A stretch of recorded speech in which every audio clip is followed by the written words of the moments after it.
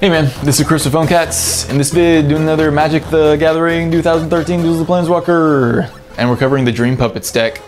It's really fun to play, but I rarely win with it. I don't think it's in the same like class or tier or whatever. Whenever you're ready to buy a new phone, check out PhoneCats.com. You can get an iPhone for $255, Jesus Christ. Okay, we're off. Hedron Crab. This deck does not have enough creatures. So 1 mana for a 0/2, and then it has landfall. You mill your opponent for 3. So for the rest of the game, as long as you can keep this thing alive, every time you play a land, bam, you pop them for 3. It adds up quick. People will throw damage and burn and stuff at it just to get this out of the way. Jace's Phantasm, the other little creature in this deck. 1 mana for a 1/1 flyer. And then if you have milled your opponent for 10, or they just have 10 cards in their graveyard, it gets +4/+4. I have lost games playing against this Jace deck to where they're playing just all the speed mill cards, Tomb Scour, and that other one to where they'll just mill you real quick for 12 and then hit you with 5/5s. Prosperity playing with this, 1 and X, everyone draws X cards. When you have Jace's Erasure in play later down the line, if you Prosperity for 6, you draw 6, they draw 6, they mill 6. I mean, it gets crazy. It just adds up really quick. Unsummon, 1 blue, return target creature to its controller's hand. Okay, I think I've unsummoned some of my own dudes in situations before just to save them from being destroyed and stuff like that. So you can use it like that, or just returning some huge fatty back to your opponent's hand. Counterspell, 2 blue. Having this in your deck is nice to being able to counterspell things, and you can like just bluff, and every time that you have 2 islands open, if someone knows the deck and you have an island in your hand, they might assume it's a counterspell. So playing counterspell is pro. I mean, why would you not play with counterspell? You need every control in this deck. Howling Mine, 2 mana, everyone draws an extra card during their turn. It's only if Howling Mine is untapped. So if you want to get hectic with Icy Manipulators and stuff like that, but that's like so old school.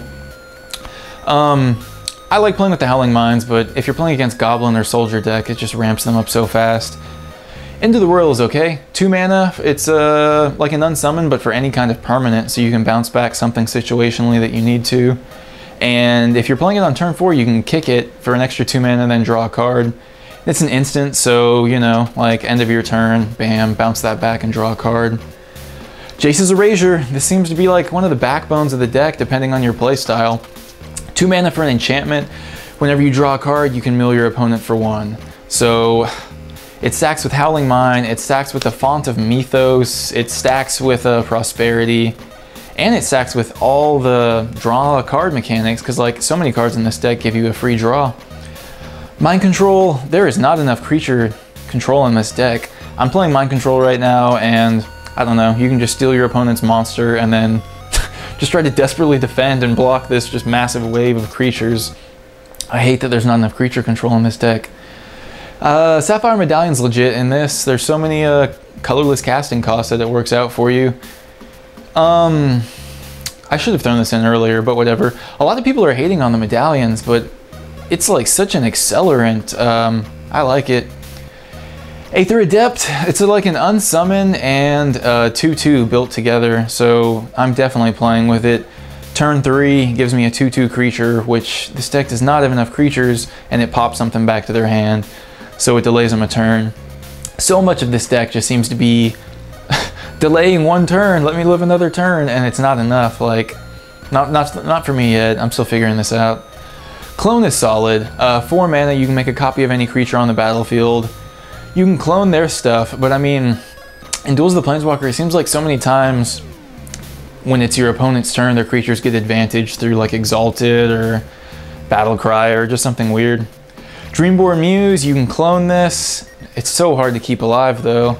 During your opponent's turn, during their upkeep, they mill themselves for the amount of cards in their hand.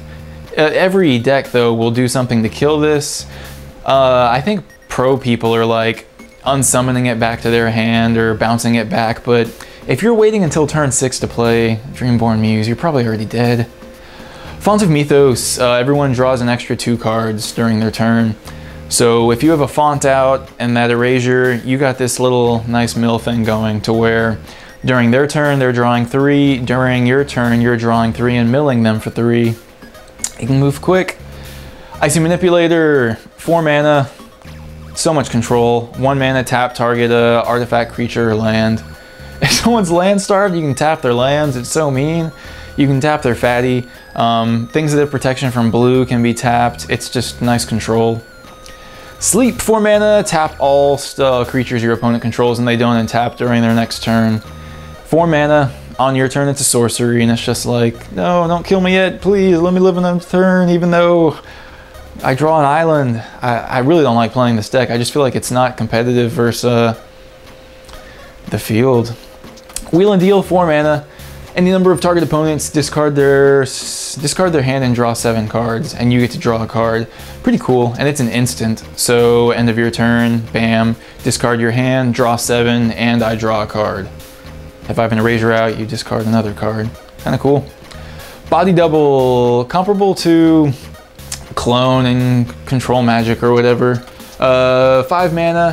When it comes into play, you choose a creature that's in the graveyard, and it clones it. So it just clones something dead.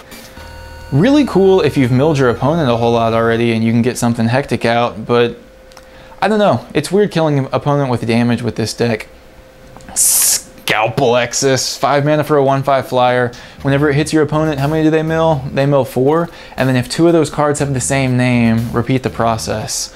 So you're just like praying for a Plains or something and hoping that you just get to keep decking them. I haven't really use it to much effect yet, but it would be crazy to get one of those out and then clone it and do all kinds of jazz. Okay, here's some cards that I'm not playing with, but I don't know, I'm changing this deck up all the time.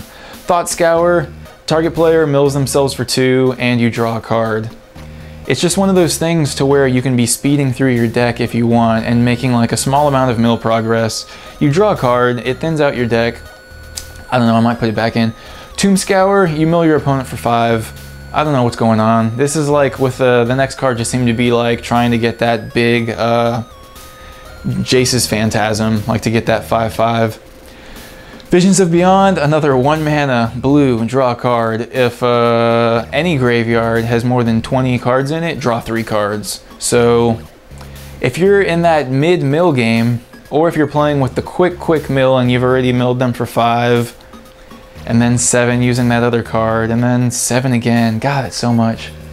I'm not playing with Grind Clock right now, and I feel kind of dumb because I'm playing a Millstone deck, but I'm not playing with like this new school Millstone. It's 2 mana, you tap it to put a charge counter on it, and then tap it to mill them for the amount of charge counters. And I don't think you have to remove the charge counters or anything, so it's legit. I mean, just tap it for 3 turns, and then mill them for 3 each turn. I don't know where the right like stopping point would be. Mind Sculpt. I don't know if this is the backbone of the deck or not, but I'm not playing with it. 2 mana, you mill them for 7. If you're playing with the Phantasms and stuff, I mean, you can get that cute hand to where you're like hitting them with a couple 5/5s really fast, but it just seems weird. Crippling Chill. Okay, 3 mana, tap target creature. It doesn't untap during its next untap phase, and then you draw a card. It's an instant, but I'm not playing with it. I might give it another dabble. I think I came down to the unsummoned dude and then that thing, and I went for the one that gave me a 2/2 creature to play with too.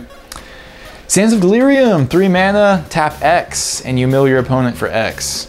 So it's like different from the other Millstone thing, because that one you're just putting charge counters on and tapping with no mana. This one, at the end of your opponent's turn, tap all your islands, mill you for a 3, just adds up. Sword of the Body and Mind is so weird. It gives the creature protection from blue and green, +2/+2. When it hits them, it puts a wolf into play, and they mill themselves for 10. I like playing with it. I took it out right now, but I have cast it on like something ridiculous. I cast it on my crab once and hit them, and then put a wolf into play, and then they killed that, so I put it on my wolf and was hitting them with that. But everyone's playing with these 80 card decks. It's so annoying. I'm not playing with Cephalid Broker right now. It's 4 mana for a 2/2, and you tap it, and target player draws 2 cards and then discards 2. You can do it to yourself, and then if you have an erasure out, it mills them for 2, and then you just blitz through some islands and try to get some decent cards. I'm not playing with this Vertilkin Entrancer right now, but I might need to toss him in. It's 4 mana for a 1/4. So it's just kind of like this nice wall-y blocker, and then at the end of your opponent's turn, you can tap 1 island and mill them for 2. Right now I'm not playing with Archive Trap. It just seems like one of these cards that I would hold in my hand, waiting for them to like go through their library. Meanwhile, I'm just getting like pillaged by creatures. It's 5 mana. If your opponent goes through his library, you can cast it for free, and it mills them for 13. The Sturmgeist is kind of cool. I might toss it in just to dabble, see if I can survive a little longer on turn 5. It's 5 mana for a flyer, and it has power and toughness equal to the number of cards in your hand. Whenever it hits your opponent, you can draw a card. So once again, we're getting to that wishy-washy of, are we trying to kill him with damage or mill him or whatever? Telemann Performance is kind of funky. You cast it and you mill them until you hit a creature card, then you put that creature into your control. I don't like it. I mean, I've played against it and then they've like hit my crazy 8/8 trampler and then it's in play on their side. And I was looking away or wasn't even paying attention, so it was infuriating. Traumatize is 5 mana. Target player mills half of their deck. It's so crazy when you're playing someone that's playing with like a 99 card deck and then you do this and it hits them for 40 and then it's somehow a close game, but I'm not playing with it right now. I can't live long enough to even consider milling them. Or maybe you're supposed to play like a speed aggro mill. I don't even know. I've tried a couple varieties and I'm not feeling it yet. Chancellor of the Spire, 7 mana for a 5/7. If you have this in your beginning hand, you can show it and mill them for 7, and then when it comes into play, you can cast an instant or sorcery from your opponent's graveyard. So if you milled them a lot and they got some killer thing in their graveyard, bam, but it's weird. You can get really funky with Rite of Replication if you're playing the weird Drake deck. I'm not playing this Eiselback spawn thing either. 7 mana for a 4/8, it has Shroud, and if your opponent has more than 20 cards, it gets +4/+8. What? Thanks for watching, PhoneCats.